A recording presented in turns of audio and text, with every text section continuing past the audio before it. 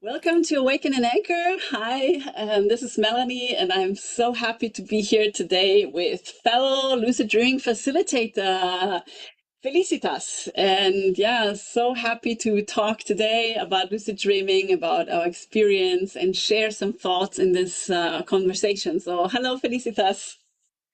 Hello, I'm Hi. really happy to be here.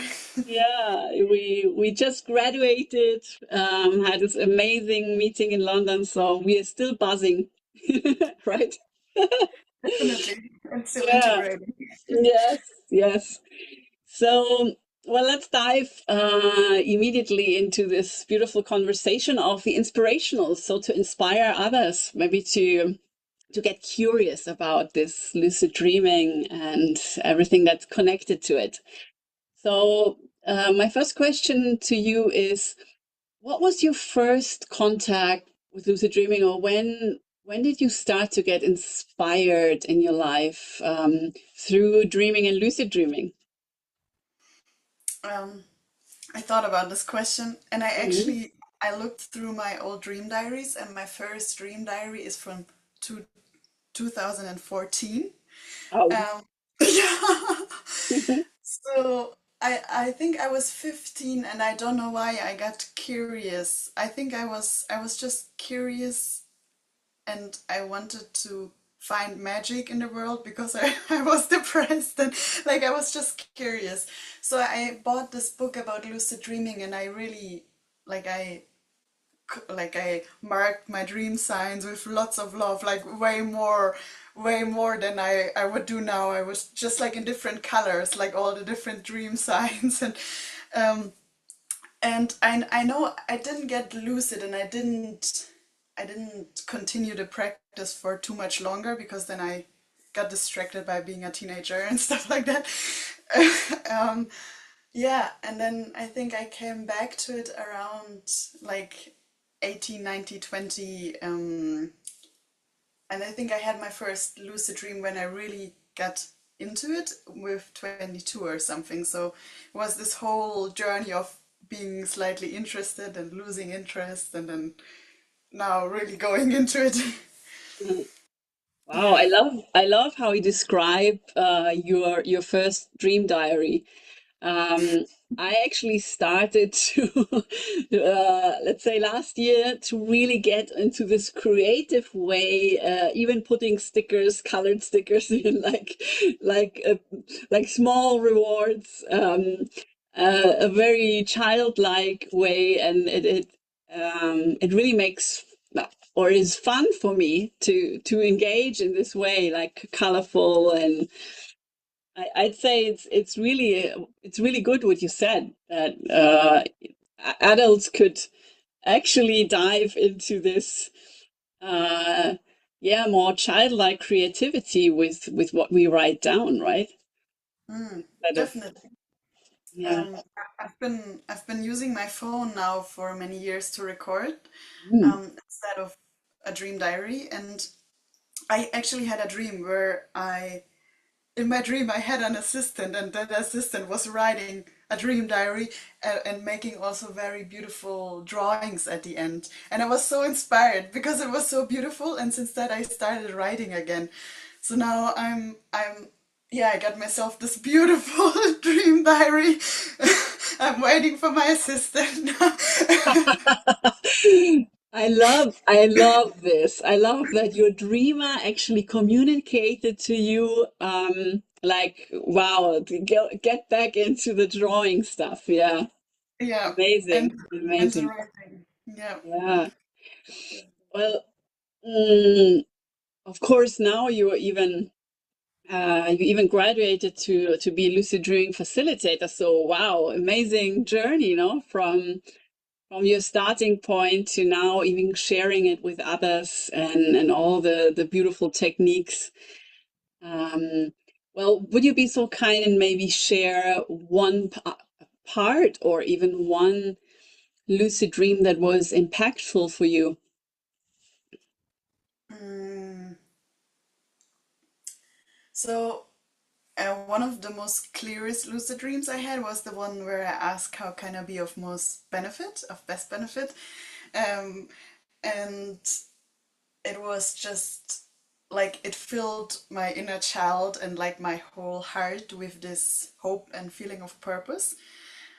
Because I feel like I always deep down secretly doubt that I can be of any good or of any use. It's just like a part of me always, I think, tends to wait for permission or for, oh, someone please tell me I'm good enough and I'm allowed to do this. um, and so having this lucid dream where I asked that question and then I saw the big room. I mean, you know already I'm a bit protective of the lucid dream, and I definitely saw very clearly that it is connected with dreams and sleep and just like this very childlike, beautiful, creative energy. And it was huge for me to like experience that and have, it felt like it was coming straight into my heart. Um, yeah, and I woke up and I was like, yeah, well, like I can be of benefit with something I really love to do. Um, and now I have proof. Like Yes, I have absolutely. proof. Yeah, it's such it gives such amazing confidence. No, that's yeah.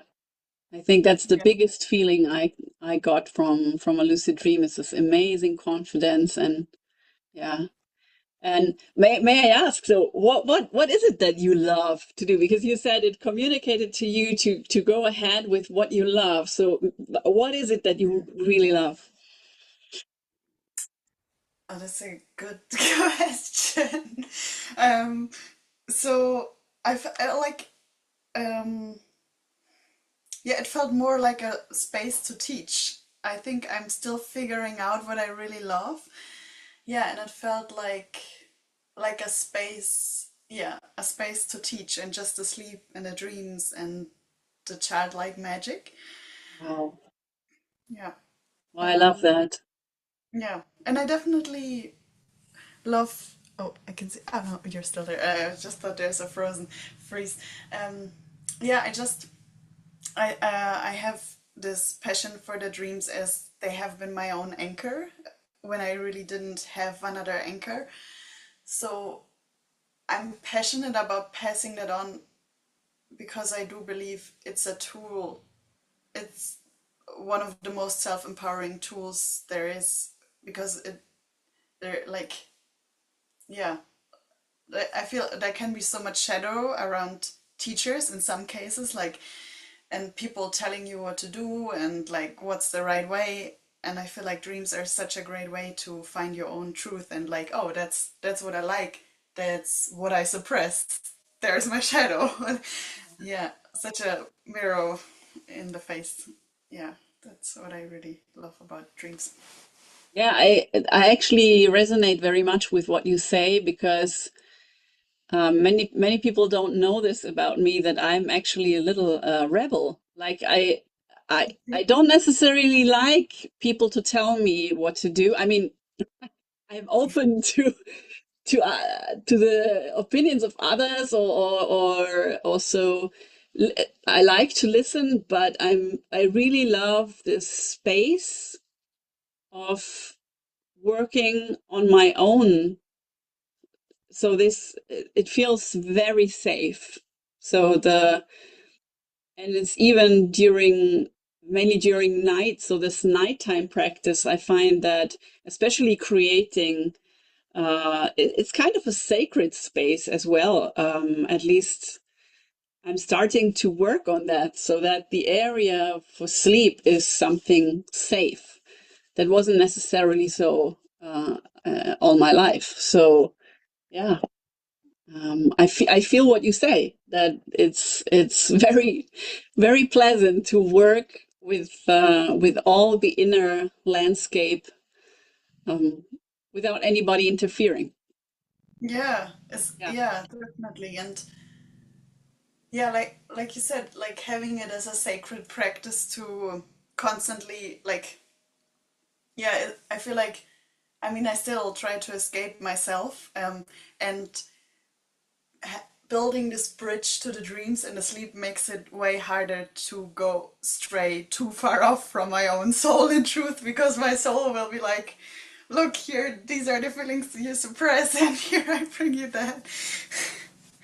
Yeah, so yeah, yeah. It protects us, right? I mean, yeah, Oh yeah. yeah. That's like the first thing I would always say. Um, yeah, the protective uh way to communicate, actually, even though sometimes it might not feel like it, because there might be no anxiety dreams or nightmares in my case, and it if if we don't get into a like a relationship with our dreamer, then it might seem then that that there is stuff happening that's not necessarily gentle. But when we get into this relationship, we really say, okay, wow, thanks. Thanks for that message. Okay, I'll work on that. Yeah. Yeah. Hmm. And have so my next question for you would be, have you had experience, or do you think that we can integrate parts of ourselves through lucid dreaming? I have one lucid dream in mind, and a part of me is feeling still slightly protective about it, but I think I'm just gonna describe it in a way I feel confident to share.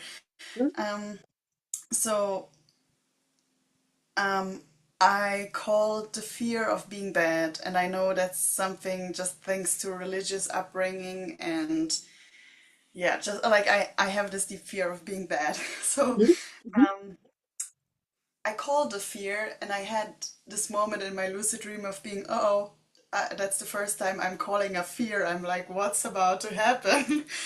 um, and so what happened was there came this version that had like red skin and little bubbles, and that version kind of looked sad and very unloved. mhm, And the moment I saw this version, like I didn't have any fear, but I just felt this love. And I wanted to hug this version, and this version was like, no, like I don't deserve the love. And I was like, nah, come here, come to mama, like let me give you love. And I looked the version, of course, of myself in the eye, and was like, you're not bad, I love you. mhm. And Yeah. um, I woke up with this. I feel like now whenever my fear of being bad comes up, I have this little inner, oh, come here, come to mama, like this. There is this part of me that's like, oh, like that has that sees now this fear as this kind of cute being that deeply believes it's so terribly bad, and looks like has this red skin, and who could be projected as devilish, but actually it's just this lovely, it's kind of this little fear that, Yeah. um, yeah, just refused love, and now I'm giving my best to give that fear love and to be like, oh yeah, you can be here. I can, I can, I can be with you. Yeah, instead of pushing it completely away, being like, ah, no, no, no, I Yeah. don't want to feel it. I cannot deal with you. Yeah. Yeah. It gives me goosebumps when you said it's really really amazing. Thank you so much for sharing this. I think many people will be inspired by what you just described, to activate this love for these parts of ourselves. And then isn't it amazing that we see this form, and it's so different from what we expect. No, first we say, oh, what is coming, like, oh, and then it's Yeah. the fear is so much bigger than what actually is there, right? This is incredible. Yeah, like I really, like I said before, the part kind of manifested. I had a short moment of like, uh-oh, and then it came, and it was just like this cute, slightly devilish looking like part. It was really just like, yeah, I mean, I have my own interpretations of it, like because of like Catholic projections and stuff like that, and it was just. so cute. Yeah. Yeah, totally. Yeah. Wow. Um, so my last question would is a little big one. It's a big one because, but I love it. So, how do you think lucid dreaming will help for the evolution of mankind? So, big one, but yeah. Okay, I'm like, where do I start? um, I did have a dream where I dreamt that if everyone were to record their dreams in the morning, we would live in a more sane world.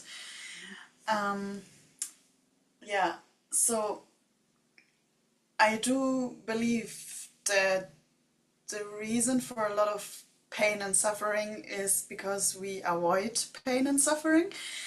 And um, I'm also not a fan of the word avoiding. I noticed that in the training. I'm like, no, like avoiding doesn't like this. Like, what? Anyway, so I do believe that by looking inside, we are able to free ourselves from suffering and pain, and that we are able to walk hand in hand with parts of ourselves that are little and wounded and scared. And for me, the most profound way to look inside are the dreams in general, because it's something that's happening anyway. Like we dream every night, and then the lucid dreams is like one of my favorite things about it is this process of like this detective work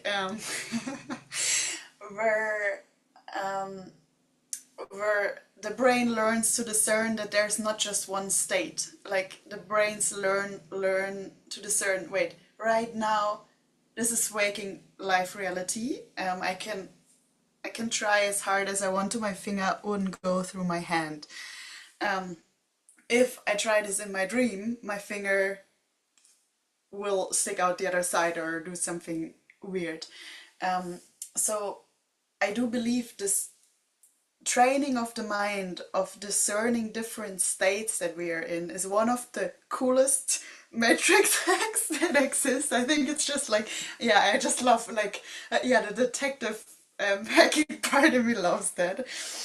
Um, and then again, so by discerning these states, I do believe, I mean, depending on and like now I'm making long sentence, depending on from which side to go. Like I mean, the Buddhists believe it's the ultimate preparation for death and dying, and the transition.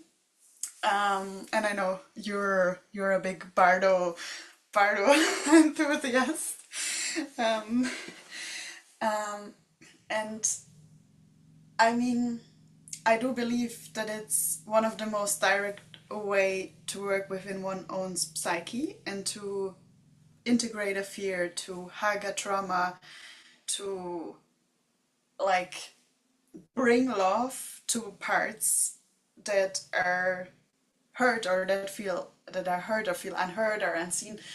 And I do, like I said, I do think it's great because it's a tool I have within myself. I don't have to go through my therapist and be like, damn, I mean, it's great to have support. I'm a big fan of support, and I love my therapist, and I love that I have a tool where I can, like a sovereign tool, where I can dive into my own mind and be like, let me have a look at this because I know how to do it, and it's safe for me to do so. Yeah. Well, I love everything what you just said. Like nothing to add. Uh, and it's exactly that. I mean, thinking of so many people who suffer and who maybe don't have help and who could have the knowledge that there is this amazing tool and safe space where we can yeah explore all this and and send love. Yeah, wow. There's really nothing to add. You said it all. Okay, like I have one more thing to add now. Yeah, I was yeah. like, okay, Go for it. yeah. Um, yeah, and I do believe even if people don't get lucid, because it has been for me for such a long time that I've been interacting with the dream world without having a lucid dream.